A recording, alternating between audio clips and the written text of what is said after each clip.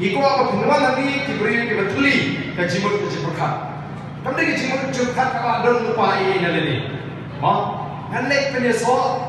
Nama beri bangakwa baga PPP kan tiket uni. Kan tiket uni. Nilawan dah kata ke jimut bangalek kan penyesal ban penyo tiket MDC lani ade. Lalu kalau kita bukan dari ke jimutwa bapin penyesal baga PPP. Kadang tang ke jimutwa ban penyo tiket yellow. Padahal kalau kita kamu masuk tanah ini, kamu ingin syariat, abawan taman penyo tiket. Lalu dia suruh ya kan nongrin, dia suruh ya kamat, ada dan bakri beliau. Oh kita ya sok waktu BPP mau, harap dulu nongrin. Dia suruh sini, sudah orang penyo tiket itu sih. Kamu tak tekan pahis sudah. Negara keli balik, wah, arung nama bangahi, balik tangkap ke parti, kemudian nongrin kita scam, kita shy, kemudian nongrin kita ngelapan syariat.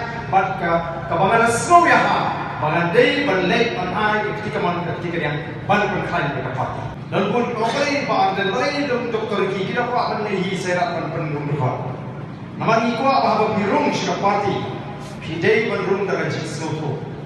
Kandai kombat syurung mau banrung dari jik somshit. Nama ni bahawa kejuruan kum kata, agak election, agak politics, kejuruan kumta. Agak politics, kejuruan kumta. Kali kapor ba kakhain ka Kongres baro ele join Kongres. Kakhain ka NPP baro ele join NPP. Ipek skat sobe kali. Namar kata kadao jelaji kampo isu. Ni sarong bagi menta kumi ka sabangi pai. Dai namar pa ipai pa nongje lesi kilangan sting ha ko perhat ka jungki. Lapnya so ele dia tanamar bagi so o mentate kan klan kali ke parti ini lek tak syata. Tinggi susu bergerak kali ka bambe ia Voice of the People Party. Ni ko akan digipai pak kenciuan sa Voice of the People Party. Tang mar benga semua baka klan pala. Di ko apa kunuan berbentit ia ka nomrin. Haba birung haba bipek tak jing susu ia kita ke nomrin.